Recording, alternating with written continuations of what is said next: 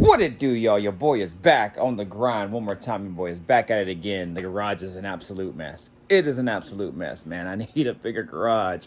Oh, I can't wait. I can't wait till I can get a bigger garage. Anyways, nonetheless, we are back at it again, you guys. And there's not really a ton of footage that I can show you guys as I go along this video, just because I've been doing so much cleanup on this thing. And it has just taken me a really long time, so that's what I'm going to do today. But with that being said, I did get some parts for the frame on the little steering box portion of the frame, where I can show you guys what the remedy is that we are going to do with it. So let me go ahead and bring you over here. I got the part right here, and I also got another part I'll show you too as well. So we are making progress, but it's just taking a really long time because I want to get a lot of the dirty work done first. And this transmission pan has been leaking oil like crazy since I owned it, and I knew that. And like I said, the guy told me it was coming from somewhere else, but it's actually not. It's coming from the pan somewhere. And I got under there and I tightened up all the bolts, and now there's even a bigger puddle down there. So before it was just kind of just, I think there was just like 2 drips, because I think it just probably just dripped out all it could drip out from the oil just settling from the engine not running. But when I tightened them up, actually just a couple days ago, I wiped down everything, nothing on the ground, and when I come back out, there's like there's a decent sized puddle under there. So I don't know why there would be a puddle under there if I tightened up everything. So that's really strange. But anyways, I got to inspect that. But what I'm going to do is I'm going to show you this part behind here. If you guys are new to the channel, definitely think about subscribing, hit that notification bell, man, all that good stuff, y'all. I am trying to get this K5 back on the road. It is my wife's vehicle. So it's really just trying to get it back on the road for her and me, because I'll get to enjoy it too. So anyways, let me flip this camera around, show you guys what we got. All right, y'all, so here we go. So this is from a company called Rough Country. And doing my research, I have found out that this issue that's on the frame, that in regards to the steering box, is pretty common on these vehicles. I guess it's just a weak point on the vehicle. So remember when I was saying that I don't know if they make a patch piece or something or whatever to kind of help fix and remedy this issue? Well, they do. So this piece right here actually fits to the contour of the frame, and I'm not exactly sure which way it goes. We'll have to kind of just, probably goes this way or this, I don't know. It goes one of those ways. So we'll take you over there and kind of just see what kind of a fit it is. I haven't even went under there and matched it up or anything, so I really don't know. So it does come with this piece. It has the proper holes and everything as well. I don't exactly know which holes are which, but we'll find out here soon.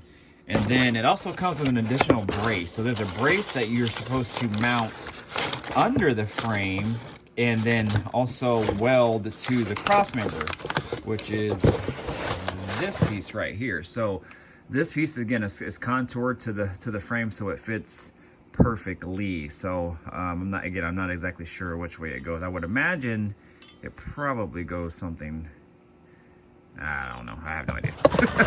So anyways, you guys, that is pretty much what we got. And it actually wasn't bad. It was like 60 bucks for this piece, but I don't weld, and you know, I've been wanting to teach myself how to weld, or at least take some classes and then just get a welder, and just so I can do little small jobs like this, because this would help me out a ton and I wouldn't have to wait on people to do so or take it to a shop or whatnot. So, but anyways, from my understanding, this is supposed to be, what do they call it?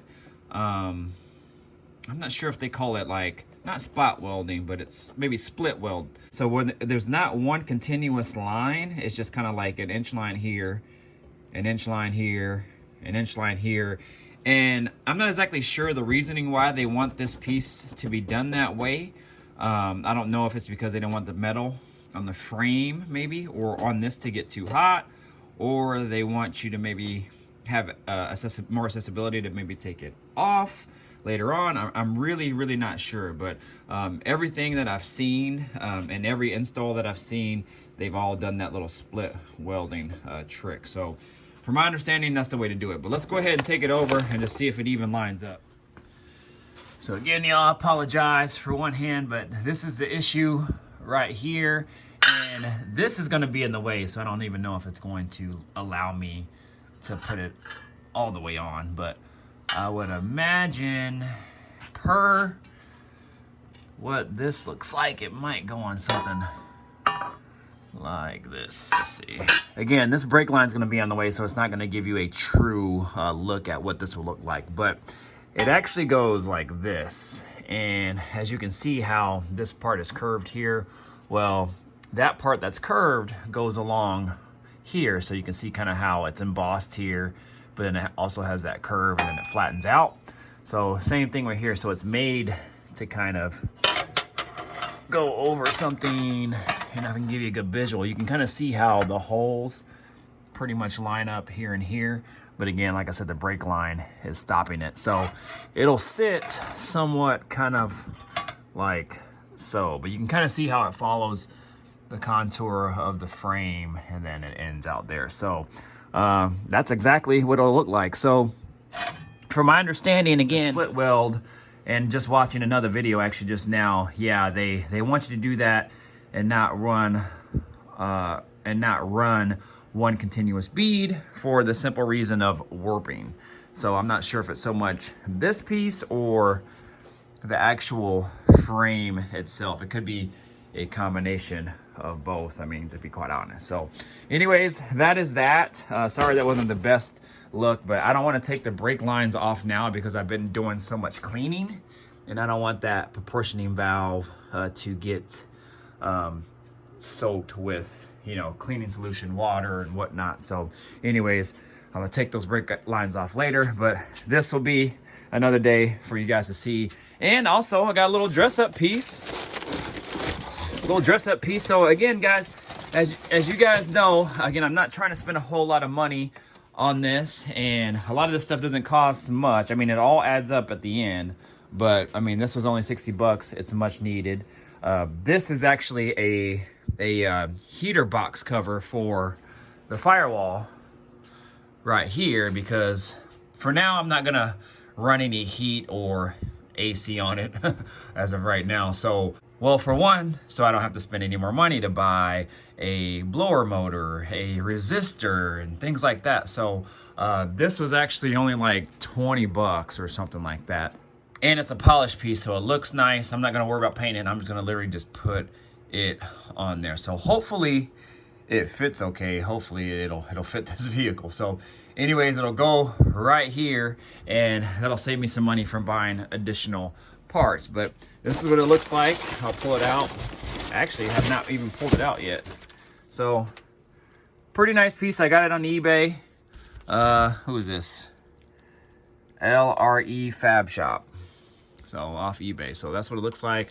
Polished piece. Again, I'm not going to worry about painting it up right now, just because really don't know what I'm going to be doing with it in the long run as far as putting in heat. I would actually like to put in heat, because when you're driving a convertible and you want to blow the heat actually works pretty good, especially if your blower motor is really good as well too. So you can actually feel the heat while you drive. But anyways, comes with the instructions and everything on how to install it. So we should be good to go. Anyways, y'all, what we're gonna do now is attack and clean a lot of this. Now, I'm not gonna bore you with any of that and do this. I'm gonna do it all off camera. So again, I don't have to bore you guys with anything like that. But I did get a new brake line for this side, so I'll go ahead and take that brake line off and just start going to town, y'all. Just start cleaning and doing what I can. I wanted to take the headers off, and I'm gonna have to actually undo those at some point, but they have the freaking header welded to the actual exhaust pipe, and I just thought it would be simple, like, you know, take them off at the collector and then unbolt them here and just take the headers off, just so I can change the gaskets. And also I wanted to kind of clean them up as well too, but man, I can't even take those off and get those nice and clean and all that. So I guess, you know, it is what it is. You know, you guys, I don't know. I just wanted to get this whole thing cleaned up and look more presentable. I'm not gonna like show the engine or anything, and if we take this to some shows, I probably honestly wouldn't even pop the hood. But I just want to get it looking nicer than what it is. So anyways, let me go ahead and start attacking and cleaning this. Let me go ahead and do that, and then I'll chime back in here in a moment. Pretty much exactly kind of cleaned half of the engine on this side and left that as is. So you probably can't really tell just because the alternators here and everything, but this was all completely black. If I can get back behind there, yeah, you can see kind of how it's just the orange is kind of covered in black. Now this side is actually a little bit better. It seems like it was more greasier on this side, and probably because the power steering pump was there. And yeah, it was just nasty, guys. But you can see how clean this portion of the frame is now, even inside a little bit versus down there. You see how it's completely black right in between those hoses there. So that's the cross member there, you guys can see there, and the top inside of here, inside of this channel there. And if you look here, completely clean for the most part, at least. So what I'm doing, you guys, is I'm just really just trying to get the grit and most of the grime off, the oil buildup and everything. And I'm not looking for perfection, you guys. I'm just really just trying to just get a lot of this stuff off. And then what I think I'm gonna do is, because at some point I'm gonna have to get it outside and really pressure wash it and degrease it, kind of like, you know, maybe once over maybe a few times. And I need to take the pressure washer to it and whatnot, because right now what I'm doing is I'm spraying my oven cleaner on it just to get a lot of the oil off, break that down, because when I put cleaning solution on it and then I apply a brush to it, it just smears all over the place, you guys. It just doesn't go nowhere. So at least the oven cleaner kind of breaks it down, and then I can kind of go from there. So what I do is I do oven cleaner a few times, then I do super clean a couple times, and then I hit it over with some brake clean. That's why you see a lot of the paint kind of peeling. And I'm not even worried about that right now, you guys. Like I said, I'm just trying to just get it clean.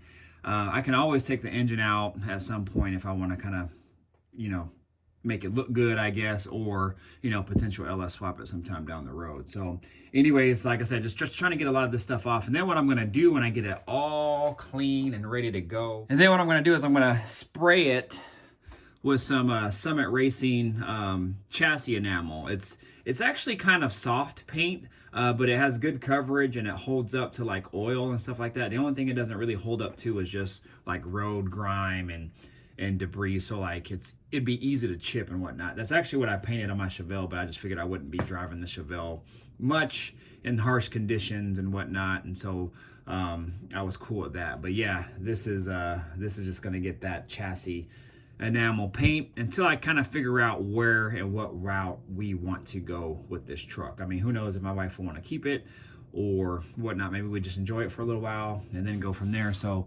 who knows, you guys. But anyways, it is what it is. That's where it is right now. One eternity later.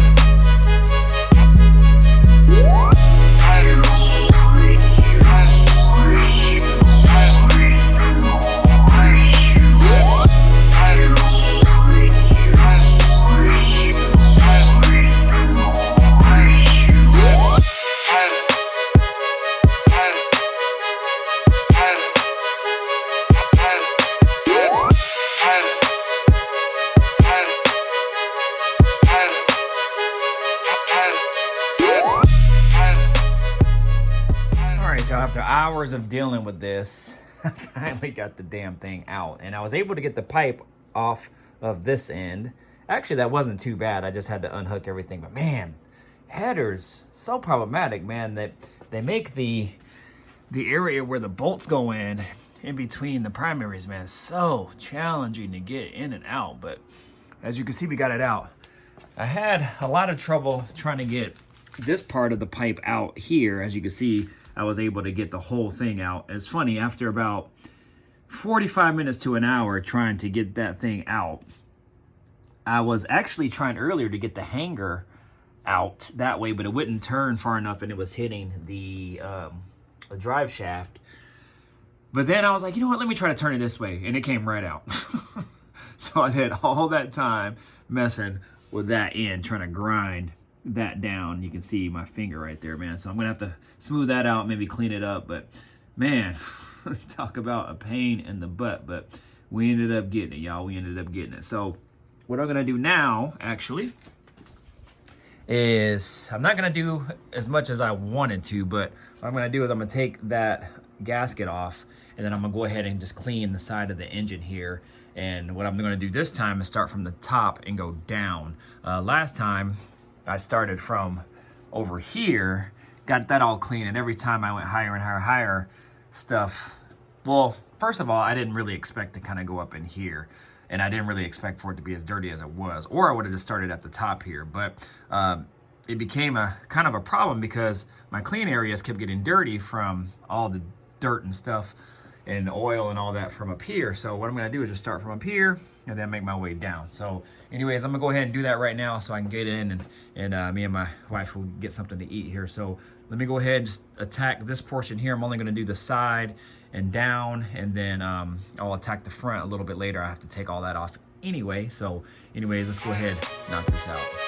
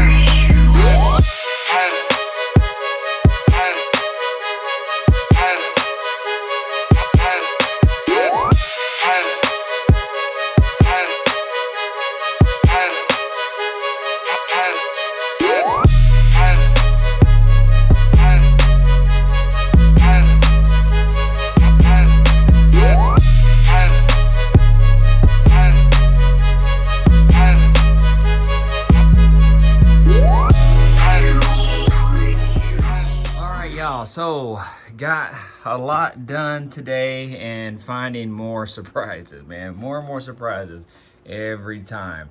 But anyways, you guys, got it done. So as y'all can see, a whole lot cleaner. And I found a way to clean it and save the paint a little bit, so that way I don't have to go all over it again, because this right here actually looks really good. So I'm just gonna leave it, and the headers will actually cover a lot of that, so that is perfectly fine.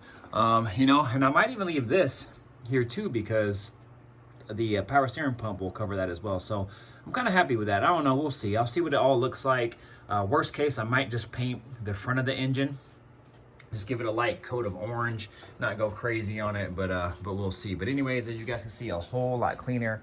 I'll take you underneath here. Man, looks way better. I even cleaned all the way down in here. Motor mounts, got the chrome oil pan, even got back here into the transmission. So again, not perfect, just trying to get it presentable. Also too, you guys, chime in here, and this is what I mean by surprises. Now, I haven't dealt with an old school engine in so long, so I don't even remember, but I found when I had that fuel pump on there that there was only one bolt on this side, and there was a bolt on this side, but it was halfway sticking out. So I was like, oh, here we go again. But then now when I look at it, it doesn't look like there is a place inside the block where it screws in. It's like blocked off. So I don't know if that's correct or not. I might take that plate off just to see, but I might go online and kind of research first. But that's the whole reason why I took it off, because for some reason that this bolt wasn't screwing in to there, but now it looks like it doesn't even have a place to do it inside the block. That's kind of weird, because the fuel pump has holes on both sides to mount. So I'm not really sure. If you guys know, definitely chime in, let me know. But I'll do some research as well too. But yeah, you guys, no need to repaint that. I think we are all good to go on here. So now I'll probably try to move on to the frame. And again, I'm just gonna clean all this, wipe everything down, just kind of make it look presentable. And man, we are in the game. I am happy about that. Happy about that. I'm glad I got that header off. I'm glad I took it off.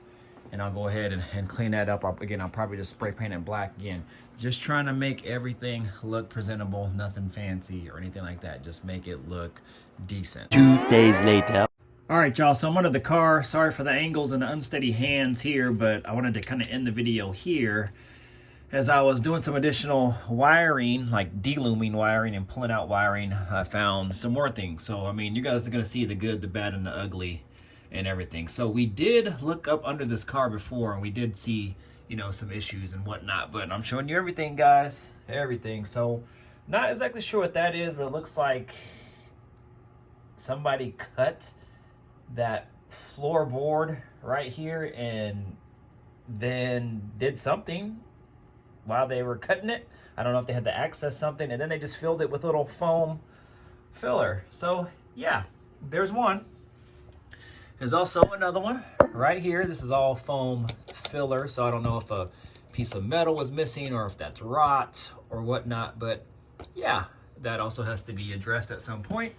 Kind of the same thing over here, but just not as bad. But as you can see, this little brace support that goes from the floorboard, the bottom of the truck bed, to the frame over here, that portion is cracked. Now, I'm not exactly sure how big of a deal that is right now, being there probably won't be a whole lot of weight in the back. I'm never going to put, or we are never going to put a hard top probably back on it, and there probably won't be a whole lot of people sitting in the back. So that might not be too big of a deal, but we shall see.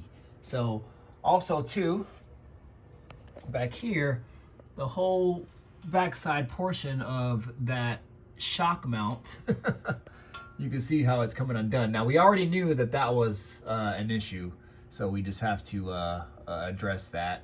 But my buddy Matt and his buddy Tyler, I think, are going to help me fix that. It's kind of an immediate thing that we're going to fix. And also, one major other thing is over there. So you can see right there, that goes along the floorboard. Well, that sheet metal is all starting to rot away, and it goes all along the bottom, as you can see over here, my finger is almost to the front. So that would definitely not be something that we will address at this moment. I'm thinking probably what will happen is, as we get the major stuff worked on, like that shock mount there, right there, and this is hanging right here, so we got to get that welded back up. And they welded the exhaust to the exhaust manifold, so I can't even take it apart without taking the whole thing out, which really sucks, because I was actually going to take the headers off and wrap them, but because of that, I am probably not going to be able to do that. So anyways, just one thing after another. But I'm thinking, if I ever do an engine swap on this, what I would probably do is go ahead and take out the whole drivetrain and the engine and everything, and I'll go ahead and replace the body bushings at that time, and then we'll lift up the truck, and then I'll just take it somewhere or have some of my buddies help me fix all these little problem spots. So I think that's probably the best plan of attack, being that this vehicle will probably never see rain again, really. I'm not too concerned about that. Now, if we get caught in the rain, that'd be a different story. We probably would just have to pull over and wait it out, especially with having no top. So we just have to make sure we have it on sunny days only. But anyways, it is what it is, and that's what it is. So you guys are seeing the good, the bad, and the ugly. As you guys know, I don't hide anything from you. No major YouTube magic for me, but that is what's going on. So get in the comments, let me know what you guys think. All right, y'all, like I said, one more clip that I'm gonna just insert here as far as the good, the bad, and the ugly. I don't know if I'll be able to get it, but I'm sliding under here. There was leaking all the way around this transmission pan. The guy thought that it wasn't leaking from the pan, it was actually leaking from the dipstick, where the dipstick goes into the pan. But when I checked it, that area was dry. Looked under here, and it was just every bolt was wet and dripping. So I cinched them all up. A lot of them were loose, but if you guys can kind of see back here where the transmission mounts, what do you guys see? Here we go. Can you see it now? bolt missing. So, not good. So I'm hoping that that is just something that they didn't put in. And it is not something that came out. Now the threads I can kind of see, they actually look good. But you know, we'll see. But this mount actually looks good. It looks fairly new. So, and this brace does look new or handmade. I'm not sure. So what I'll probably do is I actually have a energy suspension one that's brand new that I wasn't able to use on my Chevelle. So I might swap it. But this one looks new. And if I don't need to, then I'll just reuse it. So hopefully I can get this moved enough that I can actually put a bolt in there, but we shall see. I don't know people's thinking, man, or their thought process, but I couldn't do stuff like this where I did it kind of half-assed. So, but yeah, y'all, it is what it is. Move on to the next.